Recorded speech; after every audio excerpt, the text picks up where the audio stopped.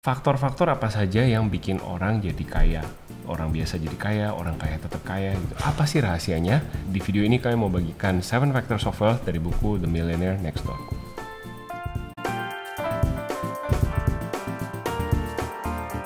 Hai guys, welcome back to our channel. Kembali lagi dengan gue Samuel dan ini istri gue Claudia. Kami pasangan suami istri kantoran dalam perjalanan memaknai financial independence. Di channel ini kalian akan temukan video-video seputar karir, keuangan, dan topik-topik menarik lainnya. Jadi kalau kalian tertarik, suka dengan apa yang kalian dengerin, nonton di sini. Jangan lupa untuk subscribe, follow, supaya kalian bisa ketemu lagi sama kita minggu depan. Kami segenap manajemen dan kru Samuel dan Claudia Podcast, which is berdua-dua, mengucapkan selamat Natal dan Tahun Baru. Semoga teman-teman bisa menikmati liburan ya. Buat yang tidak bisa libur, selamat bekerja. Ingat, tabungan akan tambah banyak dengan semakin sering kamu bekerja. Tapi jangan lupa istirahat, jangan lupa minum. Iya. Untuk yang liburan, selamat berlibur dengan tenang, dengan keluarga dan teman-teman terkasih. Semoga tidak dapat chat, sorry ya ganggu cutinya. Jeng. Ya, dan ya, semoga tahun depan kita semua semakin sehat, semakin sukses, semakin bahagia. Dan ya, amin. Mengucapin terima kasih atas dukungan teman-teman. Di tahun ini kita banyak milestone yang kita capai. Kita dapat silver play button kita tahun ini. Kita juga buka podcast kita di Spotify tahun ini. Semua nggak akan possible tanpa dukungan dan teman-teman yang tentunya terus nonton dan terus support channel ini. Jadi thank you so much. Kita berharap di tahun depan podcast ini bisa terus adding value, bisa terus bantu teman-teman dalam perjalanan seperti yang kami suka sampaikan di intro ya, memaknai kebebasan finansial. Merry Christmas, Happy New Year. Merry Christmas, Happy New Year. Kami berdua suka baca buku dan once in a while gitu ya, berapa lama sekali pasti akan ada buku-buku yang mengubah hidup kami, buku-buku yang mengubah cara pandang kami tentang uang, dan buku yang kami mau bahas di video ini salah satunya. Judulnya The Millionaire Next Door dari Thomas J. Stanley. Buku ini sebenarnya hasil riset. Jadi Thomas J. Stanley ini ilmuwan, researcher, dia dan teman-temannya ya, kolega-koleganya melakukan riset terhadap orang-orang kaya di Amerika Serikat. Kaya ini definisinya kalau nggak salah net worth-nya di atas $1 juta lah, ya. Dia udah tentukan net worth-nya sekian. Gitu. Ya, dia punya benchmarking net worth-nya sekian. Dan dia mencatat behavior orang kaya yang kaya betulan gitu ya, yang memang net worth-nya banyak surprising habit dan banyak angle-angle menarik yang bisa dikupas di buku ini kalau teman-teman tertarik baca sendiri. Kayak misalkan ternyata orang kaya itu justru nggak banyak spending uang di mobil, harga mobilnya nggak lebih mahal dari $30,000, terus kemudian justru pakaian yang dipakai sederhana gitu ya. Diundang ke acara-acara mewah justru mereka tidak terbiasa gitu dan lain sebagainya. Jadi menarik melihat fenomena antara orang yang berusaha kelihatan kaya sama orang yang kaya beneran. Ternyata behaviornya sangat berbeda. Terus yang menarik juga dari buku ini berdasarkan hasil riset tersebut ya, tadi kan yang orang-orang beneran kaya justru kelihatannya biasa aja, makanya judul bukunya The Millionaire Next Door. Ya itu kayak next door, kayak tetangga kamu gitu kan, yang bapak-bapak mungkin pecian gitu kan, sarungan ya biasa aja gitu, nggak kelihatan kayak miliarder, tapi ya justru itulah yang orang-orang seperti itulah gitu yang di Amerika Serikat yang ternyata memang kaya raya beneran gitu kan, miliarder beneran, justru yang flashy gitu kan, yang mobilnya baru terus, yang title-nya mentereng di kartu namanya gitu, justru pas dilihat net worth-nya gitu ya, justru banyak yang ya ternyata bukan miliarder gitu kan, karena uangnya memang habis di gaya hidup, spending untuk gaya hidup. Salah satu yang dia tulis adalah ya menarik bahwa orang yang penghasilannya tinggi nggak berarti net worth-nya itu tinggi gitu, karena tadi itu bisa jadi dia penghasilannya banyak tapi karena pengeluarannya banyak juga, ya udah net worth-nya nggak nambah-nambah, tabungannya nggak nambah-nambah. Akibatnya apa? Akibatnya misalkan kalau ada dia kena musibah atau misalkan dia tiba-tiba harus pensiun dini, masalah kesehatan atau sebagainya, ya bisa jadi dia tidak punya tabungan yang cukup untuk sustain gaya hidupnya dia selama ini gitu ya, which is ya itu masalah gitu kan. Dan juga yang menarik juga nih ya, kalau kita ngebayangin miliarder gitu kan, mungkin banyak yang kepikiran miliarder itu ini kali ya, artis terkenal gitu kan, atau bintang layar lebar, atau mungkin yang menang lotre. Nah menariknya dari buku ini mereka survei nih para miliarder yang ada di Amerika Serikat, dan ternyata hanya 1 dari 4.000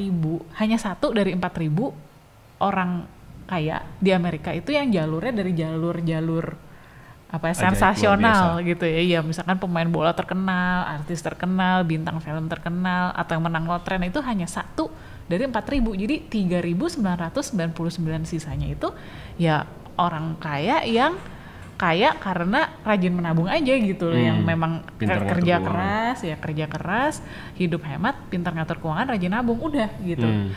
Jadi kan kalau dilihat angkanya sebenarnya mungkin gini loh, implikasinya apa ke aku sendiri gitu. Mungkin kita di sini banyak yang ngeliat, oh gue pengen kaya jadi apa ya, lewat jalur-jalur sensasional itu gitu. Kita pikir kita hanya bisa jadi kaya kalau kita jadi orang terkenal atau kita jadi orang yang super duper sukses, misalkan ada bikin penemuan apa gitu ya, atau bikin startup yang unicorn gitu kan. Ya ternyata enggak gitu loh, ternyata Justru mereka minoritas. justru itu Ya. mereka minoritas, hanya 1, sisanya 3.999 itu dari jalur biasa, jalur-jalur orang yang punya toko kelontong gitu ya, yang jadi karyawannya juga ya udah karyawan PNS biasa gitu ya. Jadi ya ini kan mungkin eye opening gitu ya buat aku sendiri gitu ya, bahwa ternyata jalurnya itu bahwa ternyata jalur pelan tapi pasti itu lebih banyak yang nyampe gitu kan ke kaya raya, ke network kaya raya daripada yang jalur-jalur sensasional tadi. Dan ini satu hal lagi nih yang sangat menarik, ini mungkin khusus message buat para sandwich generation di luar sana.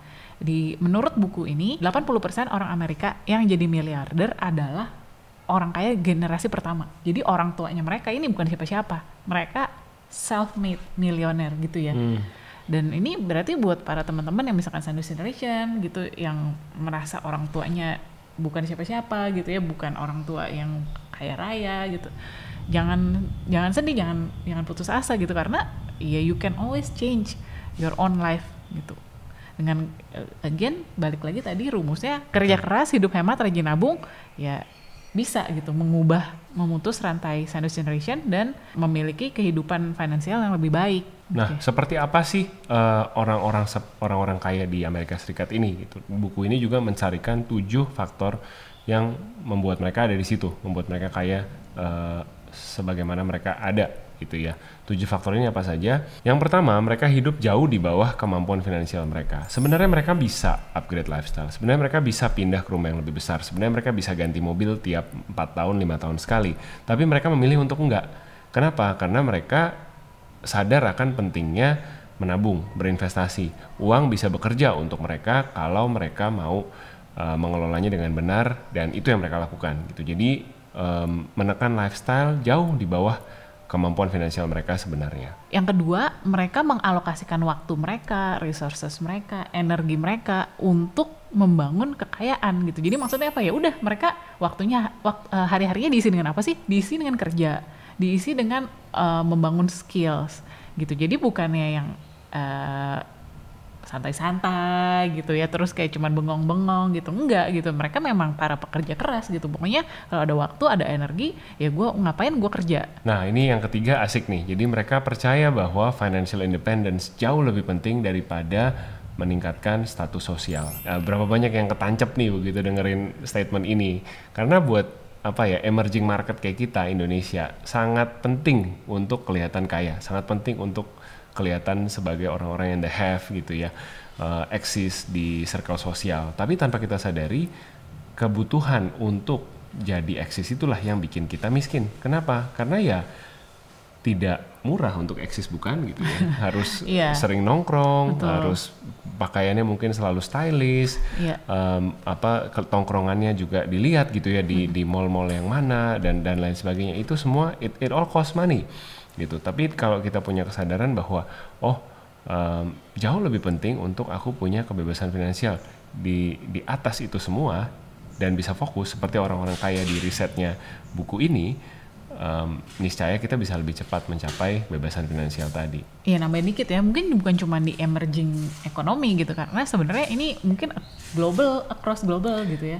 Karena sebenarnya budaya konsumerisme itu kan yang sebenarnya lagi yang di budaya konsumerisme itulah yang diportray di media gitu kan. Kesannya ya seru gitu kan, belanja tentengannya banyak gitu ya. Padahal yang harus diingat kan sebenarnya uang itu kalau udah dibelanjakan itu nilainya habis gitu. Barang itu semuanya terdepresiasi, lama-lama nilainya 0.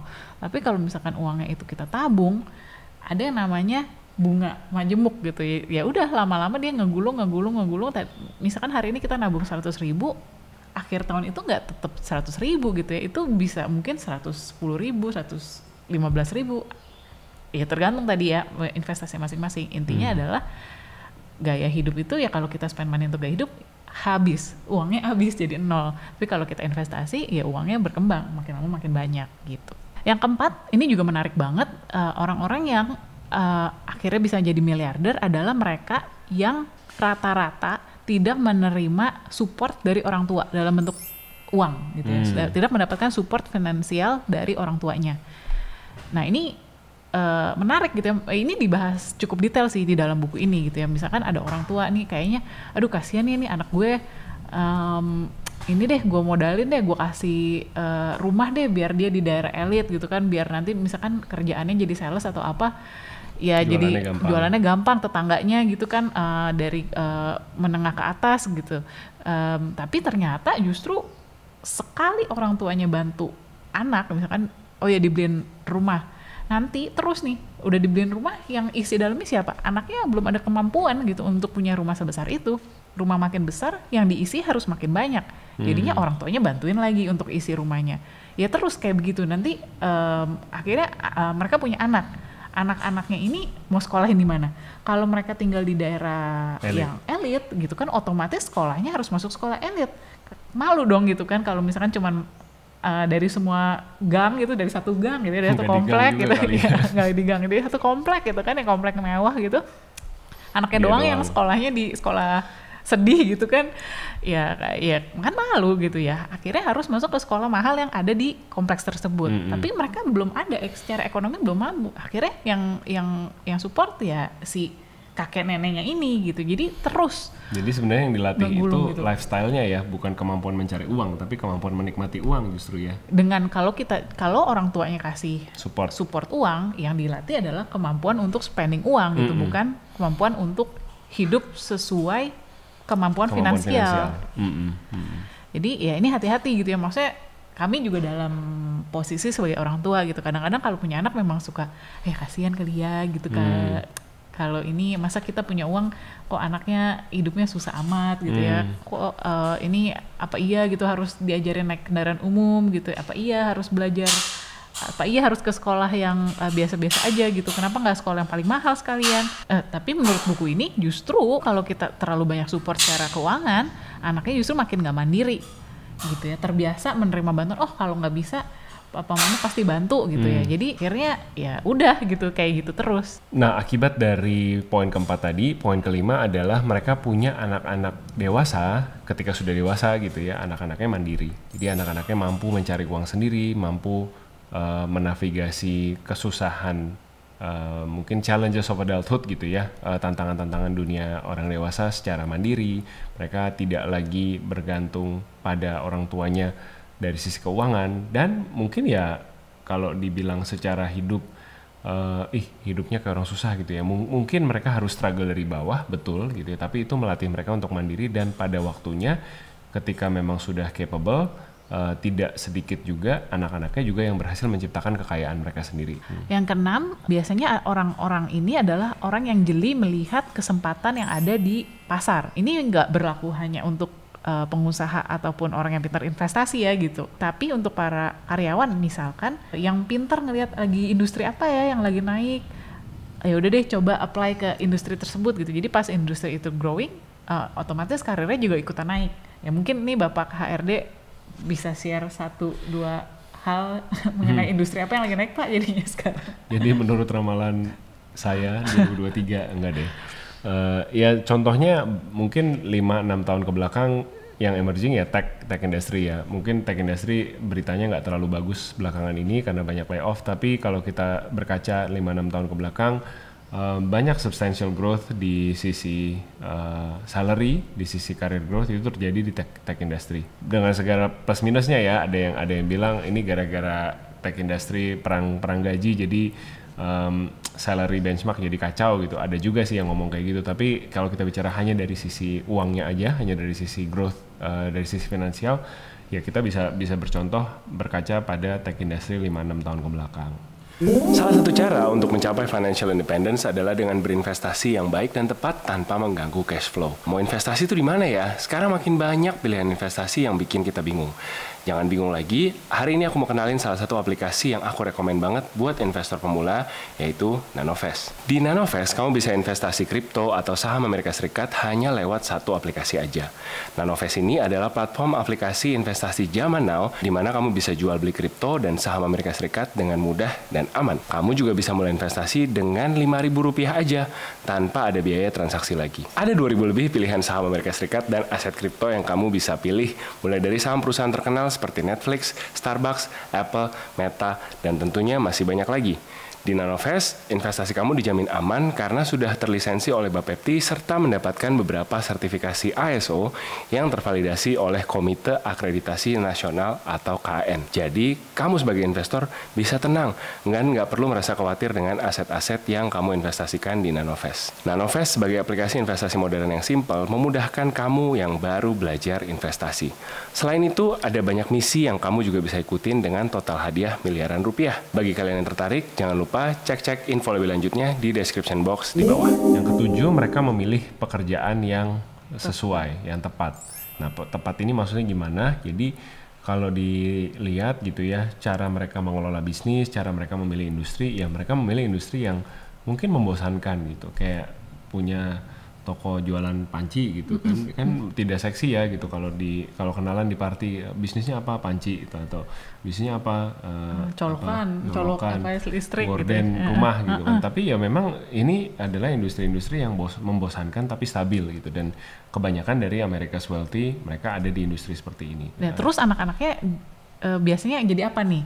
Nah, anak-anak second generation of wealth ini justru biasanya bukan jadi pengusaha, justru nggak dikasih untuk nerusin bisnis, tapi mereka biasanya disekolahin setinggi-tingginya, dikasih ilmu setinggi-tingginya. Jadi bukan dikasih warisan bisnis, bukan dikasih warisan uang, tapi dikasih warisan ilmu. Ilmunya ilmu apa, sekolahnya sekolah apa, biasanya jadi dokter, jadi lawyer, pengacara, profesi-profesi yang ilmunya itu bisa dibawa kemanapun gitu ya, bisa terus berguna seumur hidup mereka. Kan mungkin kalau bisnis kan bisa collapse gitu ya, tapi kalau misalkan kamu dokter, kamu akan selalu bawa ilmu kedokterannya itu gitu ya, akan selalu ada orang sakit dan kamu akan selalu kepake. Nah, jadi 7 karakteristik ini yang ditemukan teman-teman di antara orang-orang terkaya di Amerika Serikat. Gimana? Mengagetkan atau as predicted, atau mungkin buat teman-teman ada yang nggak nyangka gitu ya, dipikir mungkin orang kaya ya seperti yang di Instagram, di sosial media gitu ya, foto di depan mobil mewah dan sebagainya. Ternyata tidak. Ternyata kebanyakan dari mereka ya seperti kita aja, next door gitu, seperti seorang yang kamu temuin di taman dekat komplek atau di pasar gitu ya. Nah, kita nggak pernah tahu ternyata ya jadi kaya atau jadi wealthy itu tidak necessarily comes with a high lifestyle juga. Betul. Jadi ingat satu meme yang banyak beredar itu ya, yang apa, nasabah prioritas BCA itu yang kutangan kan sendal jepitan gitu, sedangkan justru yang flashy dari atas bawah mungkin pakai jas mahal itu bisa jadi net worth-nya jauh lebih kecil gitu daripada si engko yang cuman pakai kutangan ini gitu. Itu ya. RM-nya mungkin. Iya, itu RM-nya. Bercanda RM-nya. Ya, mudah-mudahan ini bisa membantu teman-teman ya making life choices. Kalau kalian suka review-review buku seperti ini, kita akan banyakin.